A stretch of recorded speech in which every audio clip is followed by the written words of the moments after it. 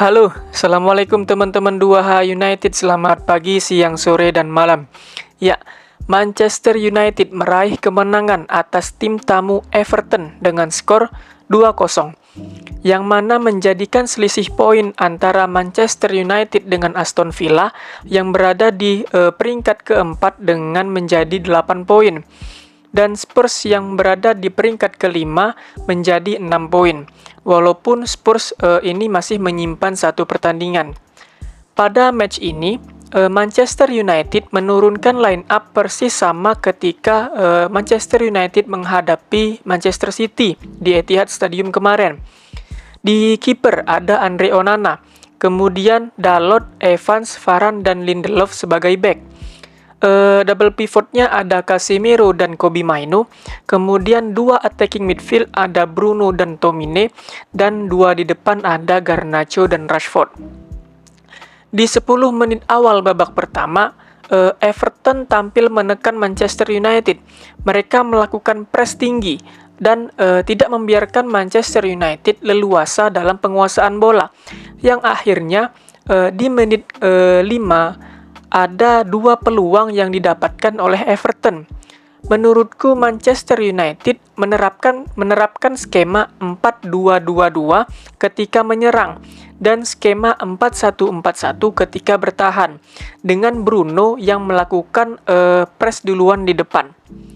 Manchester United juga mendapatkan 2 gol, yang 2 gol ini didapatkan di babak pertama dengan skema counter.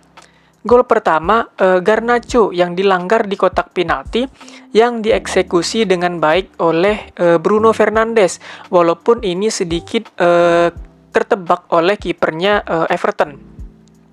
Kemudian di gol kedua juga Garnacho yang lagi-lagi dijatuhkan di kotak penalti, tapi kali ini Rashford yang mengeksekusinya dan dieksekusi dengan baik oleh Marcus Rashford.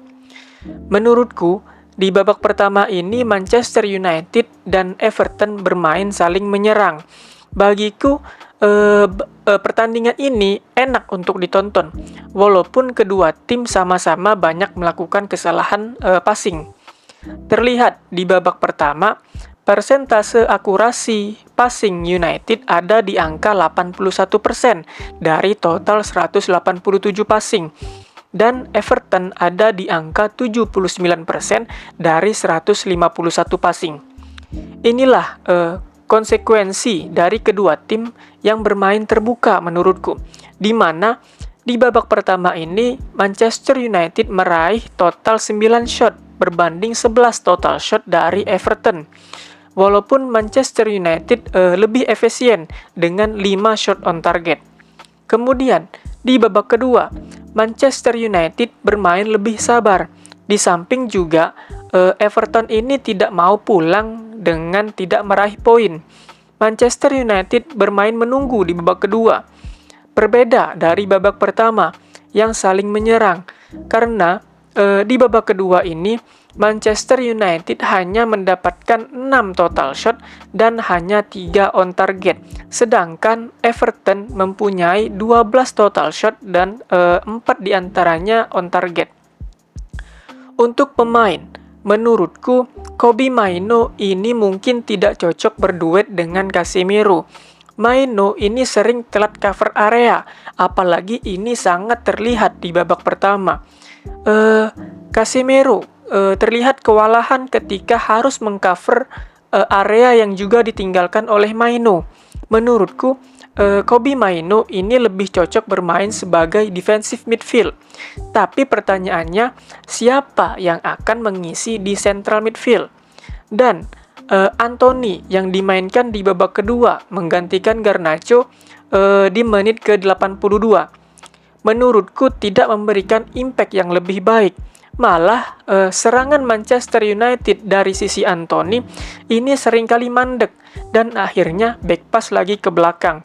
Selain juga memang ada faktor Manchester United yang lebih bermain sabar di babak kedua.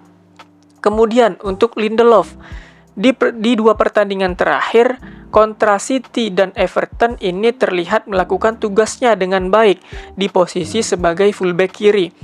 Ada perkembangan dari Lindelof ketika dia dipercayakan oleh manajer bermain di posisi yang bukan posisi naturalnya. Evans pun demikian.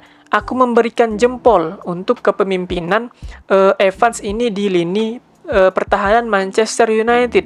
Evans terlihat sering mengarahkan teman-temannya terutama di belakang untuk menutup area yang diinstruksikan olehnya. Pemain yang berusia 36 tahun, kenyang dengan pengalaman di Premier League. Nah, yang aku suka juga pergantian posisi Rashford yang kembali mengisi di pos kiri, berduet dengan Garnacho di depan.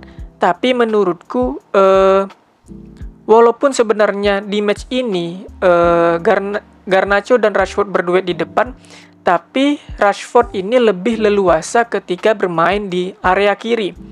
Dan MVP untuk match ini menurutku Bruno layak untuk mendapatkannya. Walaupun pergerakan dari Garnacho yang akhirnya Manchester United mendapatkan 2 penalti. Tapi menurutku umpan-umpan kunci dari Bruno ini beberapa kali mengancam gawang Everton. Sayangnya, peluang yang didapatkan Manchester United tidak bisa dimanfaatkan. Menurutku, skema permainan Manchester United kontra Everton ini sama ketika Manchester United menghadapi Manchester City. Hanya saja, karena memang lawannya kemarin adalah Manchester City, United tidak bisa mengembangkan permainan.